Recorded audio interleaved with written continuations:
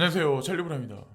아침에 떨어지는 가격을 보시면서 많은 분들이 아마 더 많이 지치실 거예요. 이게 찔끔 뭐 폭등을 하면 익절이라도 할 텐데 폭등하는 것도 아니고, 그렇다고 또 떨어질 때는 슬금슬금 떨어지고 이러면 사람들이 확신을 못 갖고 지칠 수밖에 없거든요. 그래서 오늘도 코인 시장의 거시적인 어떤 그런 측면에서 당위성에 관해서, 코인 투자의 당위성에 관해서 이제 현실적으로 제가 몇 가지 실제적인 우리 생활하고 이제 접목시켜서 실제적인 사례에 관해서 이제 언급을 드리려고 하는데, 뭐 일단은 도지코인 가지고 계신 분들 축하를 드리고, 뭐 물론 저는 예전엔 투자를 했는데 지금은 투자를 안 하고 있어요. 근데 어쨌거나 저쨌거나 도지코인은 북미 지역에서는 특히나 실생활에서 결제하고 같이 연결해서 가장 많이 보편화돼서 사용되어질 대표적인 코인이 될 가능성이 상당히 높지 않을까라고 제가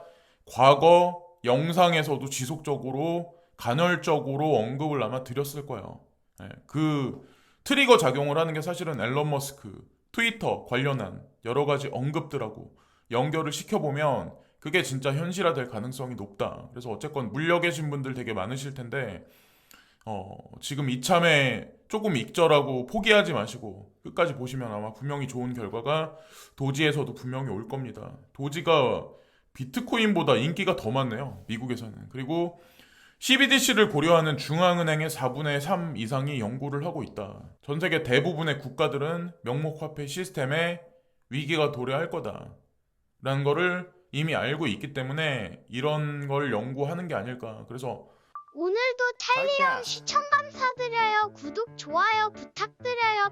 프라이스 워터스 쿠퍼스, 자, 전 세계 4대 회계법인 중에 하나인 곳에서 이 보고서를, 이제 요즘에 PwC가 가상자산 시장에 관해서 관심이 되게 많더라고요. 직접적으로 언급을 되게 많이 하고 있는데, 보면 스테이블 코인에 관한 것도 여기 언급이 나오더라고요. USD 고정 스테이블 코인에 관한 것도 나오고. 그래서 CBDC와 스테이블 코인은 같이 공존할 가능성이 저는 이제 높다라고 생각해요. 제가 이걸 직접 보진 않았거든요.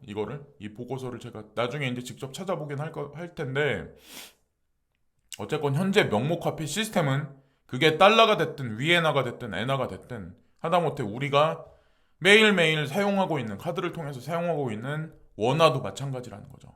예. 어쨌든 지금 이런 식으로 이제 가고 있는 거는 뭐 기정사실인 거고, 제가 간간히 이제 그냥 지나가는 말로 결국에 가상자산 시장은 증권 시장과 크로스 오버될 거다라는 언급을 지속적으로 계속 드리는데, 바이낸스도 마찬가지로 싱가포르에 있는 증권거래소를 인수 합병하려고 노력을 하고 있고, FTX도 마찬가지로 미국 내에 있는 증권사를, IEX 증권사를 인수합병하기 위해서 투자를 진행했다. 과연 이런 뉴스가 그냥 진짜 투자를 위해서 진행하는 걸까요? 그래서 결국엔 크로스 오버되는 시점이 분명히 올 거고, 어느 순간이 되면 가상자산 시장이 증권 시장을 덮어버리는, 마켓캡을 덮어버리는 어떤 그런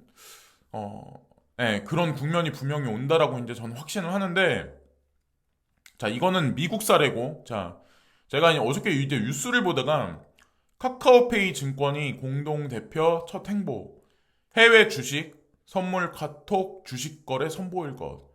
카톡을 통해서 자, 주식 거래를 할 수 있고 선물 거래를 손쉽게 할 수 있게 만든대요.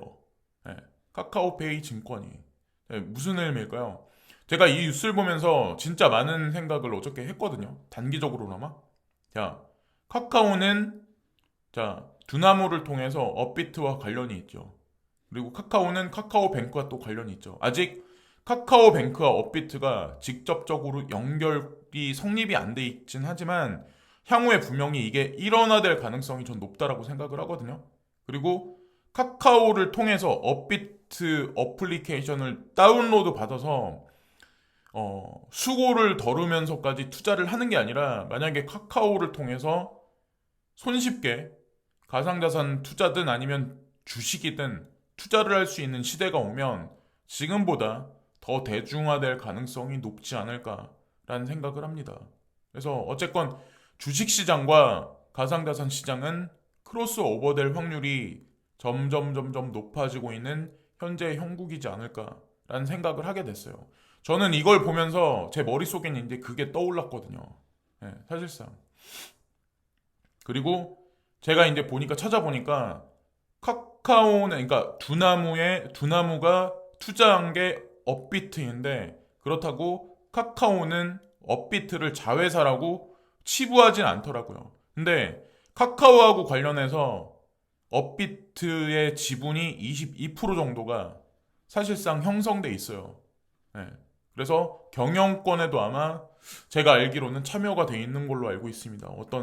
그래서 어쨌건 일어나되는 어떤 그런 행보가 있을 가능성이 높고, 저는 근데 궁극적으로 이제 제가 가상자산에 투자했던 이유가 결국에는 전 세계는 인구 감소로 들어갈 수밖에 없거든요. 그리고 전 세계를 움직이는 글로벌 리스트라는 사람들은 그걸 이미 아주 오래전부터 알고 있기 때문에 메타버스 산업을 구현시키고 거기에 가상자산 시장을 부각시키는, 지금 현재 이제 어떤 그런 구도라고 보시면 어떨까라는 생각을 하는데, 인도나 아니면 중국은 향후에 중국도 마찬가지로 고령화 사회로 접어들어서 2100년이 되면 3위 자리에 올라가고, 나이지리아가 엄청나게 인구가 성장해요. 그리고 인도가 제1로 부상이 돼요. 근데 인도가 됐든 나이지리아가 됐든 중국이 됐건 전 세계에서 젊은 인구가 가장 많은 파이를 차지할 거예요. 향후에도 마찬가지로. 이거는 GDP하고 GNP하고도 연결돼 있고,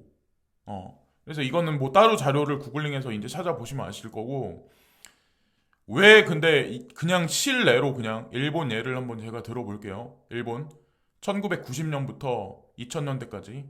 자, 빨간색은 인구가 상승하는 구도. 그리고 파란색은 인구가 하락하는 구도. 1990년부터 1995년까지 지속적으로 인구가 상승해요. 어느 시점까지. 네. 근데 2000년으로 쭉 들어서면서, 자, 그때 이후로 파란색 불이 더 많죠. 여기 보시면은. 그 얘기 뜻하는 바가 뭘까요? 인구가 이렇게 많이 줄어들면 산업 전반에 공급이 생길 수밖에 없어요. 자, 결정적으로 이렇게 된다는 거죠. 그냥 일본 반도 자체가 거의 대부분이 그냥 쑥대밭이 돼버리는 거예요. 2015년과 2045년. 자, 일부 지역 빼고는 인구 증가율이 없어요. 근데 이게 일본만의 문제일까요? 일본이 가속화돼서 조금 더 빨리 들어가는 경향이 없잖아 있지만 우리나라도 마찬가지라는 거죠. 결국엔. 그래서 여기 보면은 일본은 피라미드 형태에서 항아리 형태에서, 자, 이쪽 부분이 연세 드신 분들이 많이 되는 구간이 지금 현재 진행되고 있는 와중이고, 이렇게 돼서 노인 인구가 많아지면 소비가 줄어들 수밖에 없어요. 그리고 국가 자체가 정적이게 변할 수밖에 없죠. 우리나라도 마찬가지예요. 여기 보시면 아시겠지만 거의 비슷하게 흘러가요. 우리나라도. 남의 나라 일이라고 치부할 수 있는 현재 형국은 분명히 아니고, 서방 선진 G7 국가들 대부분도 아마 다 비슷하게 흘러가고 있는 국면이 아닐까라는 생각을 전 이제 하고 있습니다. 그래서 제가 인도 시장을 좀 높이 평가하고 있고, 저도 그래서 인도에 잠깐 들어갔었던 거예요. 진짜 제가 생각한 게 맞나. 근데 실제로 그게 정답이고 맞았었더라고요. 어쨌거나 저쨌거나 디센트럴 랜드가 됐건 샌드박스가 됐건 이건 그냥 하나의 실례인데, 3차 산업혁명의 축소는, 자, 이런 어떤 메타버스 세상의 구현을 통해서 여기서 분명히 부가 이익을 창출하려는 글로벌리스트의 전략이 묻어 있지 않나라는 좀 생각을 하게 됐어요. 그게 메타라는 어떤 그런 회사가 주축이 돼서 움직이는 호라이즌 월드가 될 수도 있는 거고, 자, 그래서 중국인들도 마찬가지로 디센트럴 랜드에 드래곤 시티, 드래곤 에리어 해서 드래곤자가 붙은 데는 다 전부 다 중국하고 관련돼 있는 어떤 그런 지역이거든요. 예. 돈 냄새를 되게 잘 맡죠. 그냥 허무맹랑하게 데이터 쪼가리에다가 돈을 투자했을까요? 제가 어느 시점이 되면 인구 감소가 전 지구적으로 올 거고, 부동산도 가상현실 세계 안에 있는 어떤 이런 토지들이 더 가격이 올라갈 가능성이 높다라고 언급드렸던 이유가 자본의 이동이 현물 경제에서 가상현실로 이동되는 시점이, 그리고 더 마켓캡이 커지는 시점이 반드시 올 거라고 저희 이제 생각을 하고 있기 때문에 그럽니다. 근데 지금 현재 아직까지 이루어지고 있는 현재 상황이지 이게 끝까지 간 건 분명히 아니거든요. 또 하나 이제 자영업 시장하고 이제 제가 맞물려가지고 지금 현재 전 세계 산업 구조나 어떤 패러다임에 관해서 언급을 드리려고 하는데, 해외 사시는 분들은, 우리나라 분들은 쿠팡 이츠를 많이 아마 사용을 하실 거고, 해외 사시는 분들은 우버 이츠를 아마 사용을 되게 많이 하실 거예요. 이것도 수수료가 엄청나게 비싸다고 하더라고요. 예, 이 자영업 하시는 분들이. 근데 제가 이제 어떤 생각을 했냐면, 요즘에 이제 우크라이나 분쟁이 종식이 안 되면서 재료비가 엄청나게 상승하고 있어요. 지금 모든 원자재 가격이. 거기다가 쿠팡 이츠도 마찬가지로 수수료를 우리가 사 먹는 사람들은 잘 모르지만 이제 자영업 하시는 분들은 아마 저보다 더 잘 아시겠죠. 근데 수수료도 엄청나게 높아졌다. 그래서 결국에 이게 지속적으로 인상이 되면 중간에서 물건을 파는 자영업자, 그러니까 요식업 하시는 분들이 과연 어떤 국면에 취할 수밖에 없을까라는 생각을 저는 이제 하게 됐거든요. 이게 근데 비단 자영업 시장, 요식업하고 관련돼 있는 자영업 시장뿐만 아니라 산업 전반이 다 비슷비슷하지 않을까라는 생각을 해요. 하다못해 뭐 생산업에, 제조업에 관련돼 있는 그런 분들도 마찬가지로 원자재 가격이 일단 올라가고 인건비가 올라가는데, 거기다가 내가 물건을 제조해서 팔려면 그게 뭐 G마켓이 됐건 아니면 G9이 됐건 뭐가 됐건 쿠팡이 됐건 물건을, 근데 수수료가 계속 올라가면 거기서 수익률이 줄어들 수밖에 없죠. 그럼 이게 결국엔 시간이 흘러가면 흘러갈수록 남 좋은 일 시키는 것밖에 안 되거든요. 경쟁은 치열해지지만. 근데 여기서 살아남기가 극도로 진짜 쉽지 않다는 거죠. 거기다가 이제 제가 한 가지 말씀드리고 싶은 게 뭐냐면, 쿠팡은 PB 상품을 만들어서 출시를 해요. 이게 물부터 해가지고 쌀부터 해가지고 뭐 콘프레이크, 여기 뭐 화장지부터 해가지고 음식하고 관련해서도 저도 이제 호기심에 종종 곰곰 브랜드를 해가지고 그런 거를 이제 사 먹어본 적이 있는데 거의 맛도 흡사해요.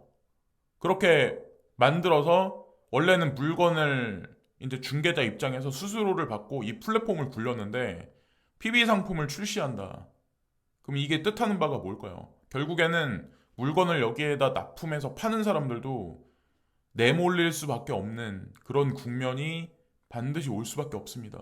하다못해 여기 쿠팡 이츠라고, 여기 쿠팡 이츠도 마찬가지로 중간에 자영업 하시는 분들이 쿠팡 이츠 플랫폼을 통해서 음식을 파시는 분들이 되게 많죠. 근데 만약에 여기 쿠팡 이츠가 센트럴 키친을 각 지역별로 세분화해서 둬가지고 거기서 어차피 쿠팡 이츠에서 판매되고 있는 메뉴는 한정돼 있어요. 되게 많은 음식이 있는 것 같지만 사실은 한정돼 있어요.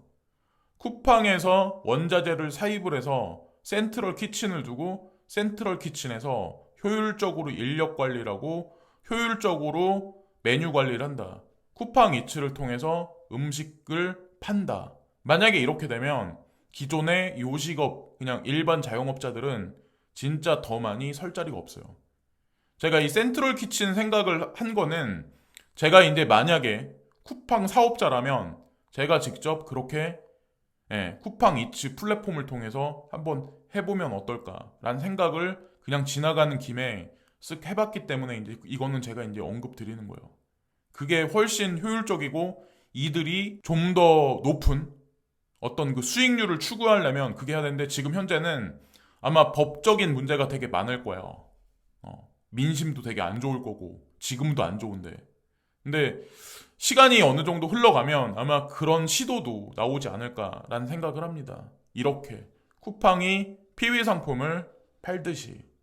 어쨌건 그런 국면에서 우리가 그 대안으로 살아남을 길은 저는 코인 투자밖에 없다라고 저는 생각을 해요. 쿠팡 연도별 매출 추이 다 자영업 시장, 골목 상권 다 죽어가는데 2017년부터 2020년까지 40%, 1년에 40%, 62%, 64%, 94%.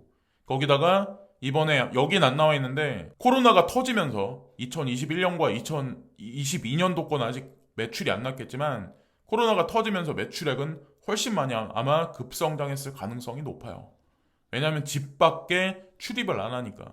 거기다가 더 나아가서 이것도 그냥 제 개인적인 생각인데 만약에 이번에 종식이 일단은 될 거예요. 될 가능성이 높아요.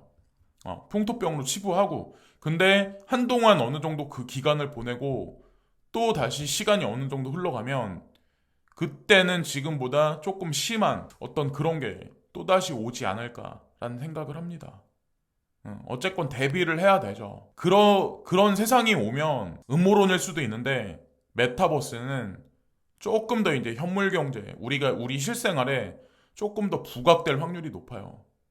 그게 진짜 일상화 될 거고, 많은 사람들은 그 VR 기기 1인 1개를 보편적으로 사용해서 그걸로 이제 뭐 직업 활동을 영위하든 친구를 만나든 물건을 사고 팔든 그런 세상으로 점점 가고 있는 거예요. 가상자산 시장은 이거는 그냥 일시적으로 우리가 그냥 단기적으로 탈출이라는 표현을 쓰시는 분들도 되게 많던데 근데 졸업이 아니라 그냥 주식시장 같이 그냥 그렇게 되지 않을까라고 저는 생각을 해요. 인류가 멸망하기 전까지 그렇게 생각하시면 어떨까라는 생각을 합니다. 그래서 지금 제도권 수용이 될까 말까 보리쌀 게임을 계속 하고 있는데 결국에는 오픈될 수밖에 없어요. 이거는 대중을 위한 게 아니라 세수 창출을 위한 글로벌리스트들을 위한 가상자산 시장이다. 이게 정답인 것 같네요. 사실 우리는 조금이라도 떡고물 떨어질 거 먹을까 하고 지금 가상자산 시장에 붙어 있긴 하지만 어쩌겠어요. 전 세계를 움직이는 어떤 그 주도적인 권력의 상층부에 있는 세력들이 이쪽으로 자본을 몰고 가고 있는 현재 와중인데 그래서 오늘은 좀 이런저런 언급을 많이 드린 것 같은데 자 그리고 끝으로 이제 인플레이션이 지속적으로 계속 올라가면 3월 21일 날 나왔나? 근데 연준은 줄타기를 하고 있다. 이 얘기가 나오고 미국 소비자들은 이미 높은 인플레이션을 겪고 있다. 유가 충격과 러시아 분쟁으로 인해 경기 침체 가능성도 높아졌다. 인플레이션이 꺼지지 않고 지속적으로 계속 올라간다면 이게 뭘 불러올 수밖에 없냐면 경기 침체를 불러올 수밖에 없어요.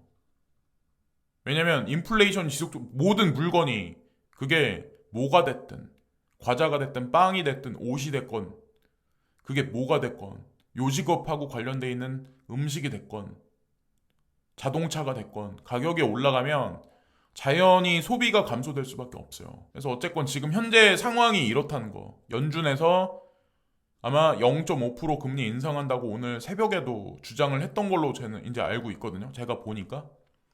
그러니까 막상 뚜껑을 열어보면 0.5% 지금 한다고 하는데 0.5% 진짜 실제로 한다고 해서 시장의 충격이 미미할 수도 있는 거고 0.25% 하면 다행일 수도 있고 근데 금리 인상한다고 해서 그 공포보다는 우크라이나 이번 분쟁의 종식이 생각보다 만약에 빨리 진행이 된다면 이게 아마 조금 많이 반전되는 반전 시나리오를 쓰지 않을까 저 이제 개인적으로 생각을 하고 있습니다.